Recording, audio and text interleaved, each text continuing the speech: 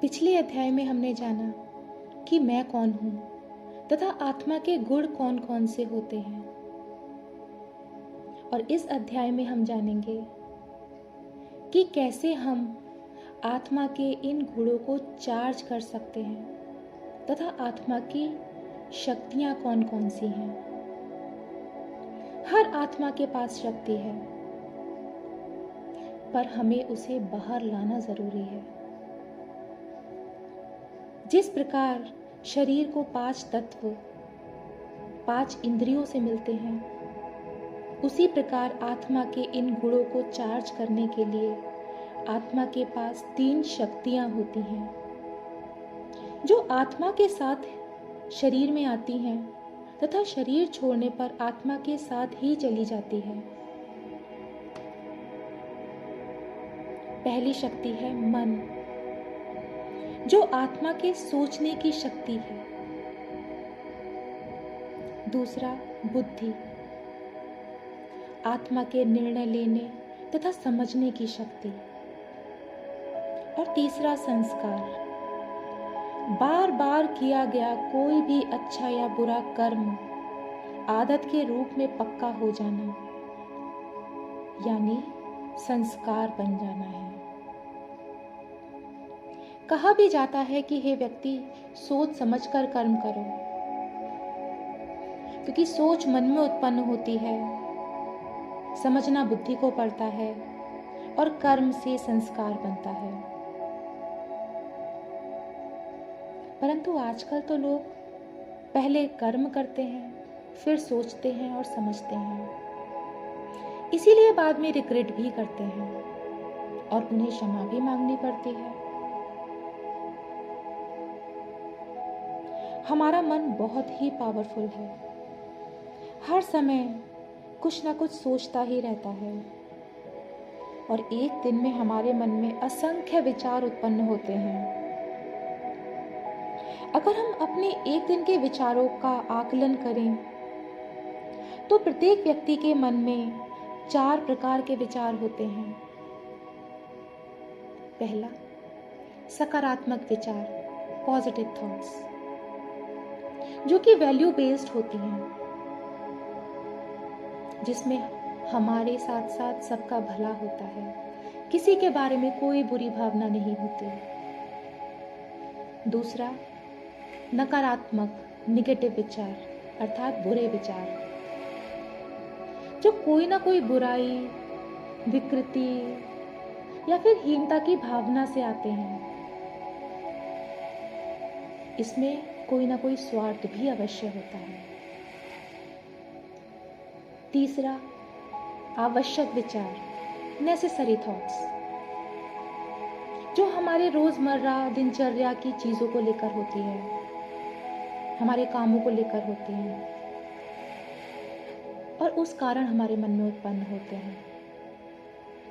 और चौथा, व्यर्थ विचार, वेस्ट थॉट्स, जब मन के पास कुछ नहीं होता सोचने के लिए तो वो बीती बातों के बारे में सोचता रहता है, पास्ट के बारे में सोचता रहता है कि अगर ऐसा होता तो अच्छा होता, या फिर व्यक्तियों की बुराई करता है। और ज्यादातर व्यक्ति रिग्रेट्स के बारे में ही सोचते हैं। आज के समय में सभी चीजों में अनिश्चितता है, हर जगह तनाव, भय, चिंता का माहौल है। कहीं बाढ़ है तो कहीं सूखा, कहीं लड़ाई चल रही है तो कहीं बीमारी फैली हुई है। तो ऐसे समय में मनुष्यों के विचार ज्यादातर किस प्रकार के होंगे?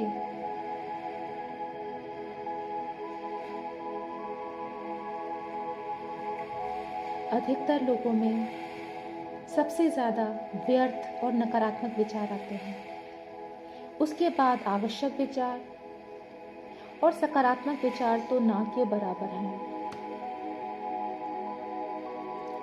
हर सिचुएशन में मनुष्य अपना स्वार्थ ही देखता है। लोग तो परमात्मा के साथ भी निस्वार्थ नहीं है, तो मनुष्यों के साथ क्या सकारात्मक होंगे।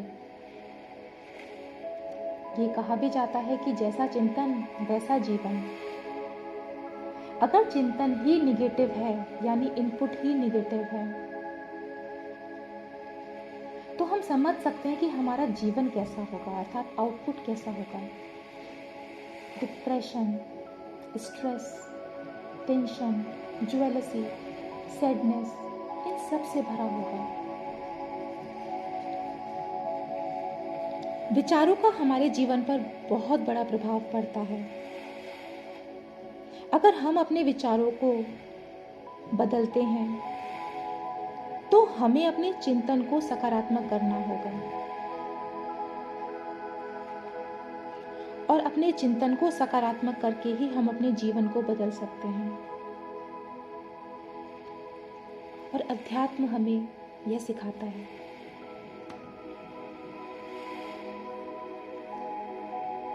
हम अपने विचारों पर अपनी मानसिक ऊर्जा यूज करते हैं।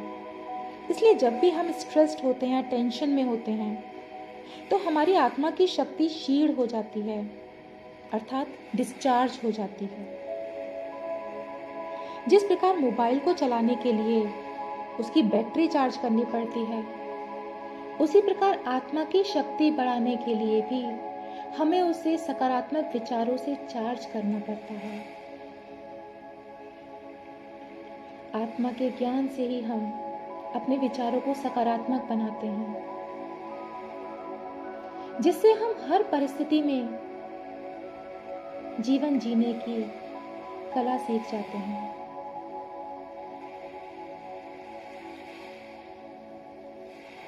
अब यह विचार जो हमारा मन सोचता है वो बुद्धि के पास जाता है। बुद्धि उन विचारों को समझती है, विजुलाइज करती है, एनालाइज करती है और फिर डिसीजन लेती है। हमारी बुद्धि मन को कंट्रोल करने में पूरी तरह सक्षम है। जब मनुष्य पैदा होता है तो हर व्यक्ति को परमात्मा ने 2 उपहार दिए हैं, एक बुद्धि अर्थात समझने की शक्ति और दूसरा फ्रीडम ऑफ चॉइस, सही और गलत पहचान कर हमें क्या करना है, ये हमारा चॉइस है। और उस कर्म का जो भी रिजल्ट होगा उसके लिए हम खुद रिस्पॉन्सिबल होंगे।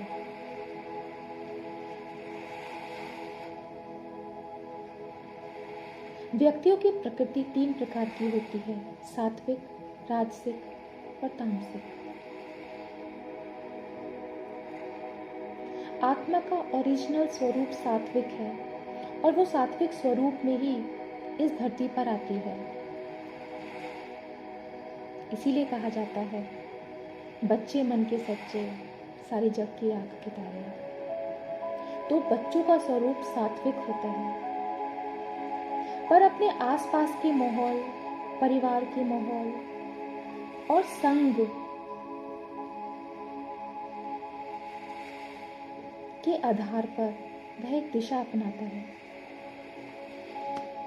और अपने विवेक को यूज करना फिर वो बंद कर देता है। अगर हमारे घर का माहौल या संग गलत है तो व्यक्ति गलत कार्य को करता है और आगे बढ़ता जाता है और यही समझता है कि गलत ही सही है और यही जिंदगी है। जो हमें फ्रीडम ऑफ चॉइस मिला था, हमने गलत चूज करके अपनी आत्मा की शक्ति को डिस्चार्ज कर दिया। तो हमारे आसपास का माहौल हमारी सोच पर प्रभाव डालता है। व्यक्ति की प्रवृत्ति जितनी सात्विक होगी उतना ही वह शक्तिशाली होगा।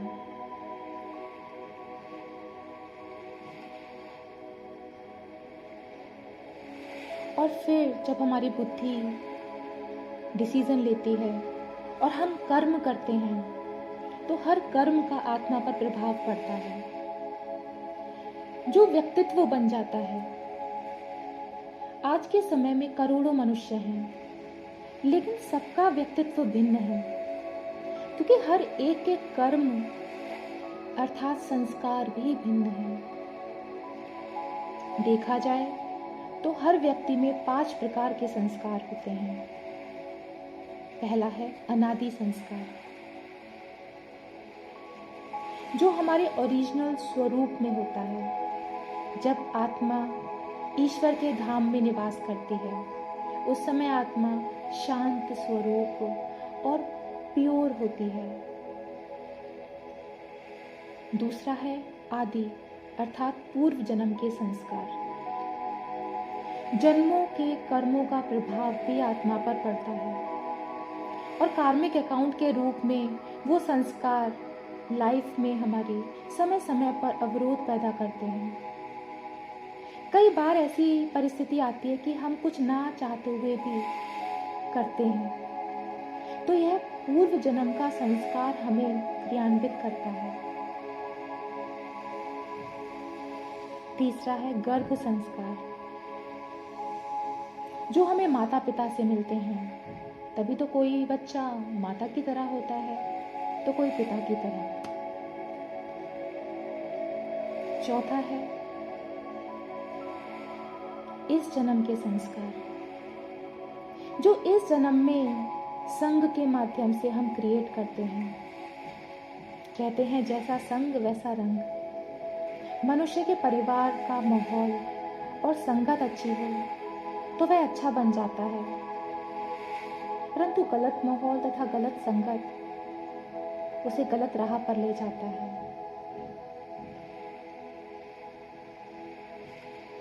और पांचवा दृढ़ इच्छा शक्ति से उत्पन्न संस्कार, जो अपने इस जन्म में अपनी इच्छा शक्ति से हम क्रिएट करते हैं। अर्थात अगर हमने कुछ ठान लिया तो वो पूरा करने की इच्छा, दृढ़ इच्छा, यह संस्कार होता है। और इसी कारण हर व्यक्ति अलग है। अगर देखा जाए जुड़वा बच्चे भी समान नहीं होते, इसीलिए हमें अपनी सूक्ष्म शक्तियों को बहुत समझकर यूज करना है और अध्यात्म के द्वारा हम सही चुनाव कर पाते हैं। अगले अध्याय में हम परमात्मा के बारे में जानेंगे।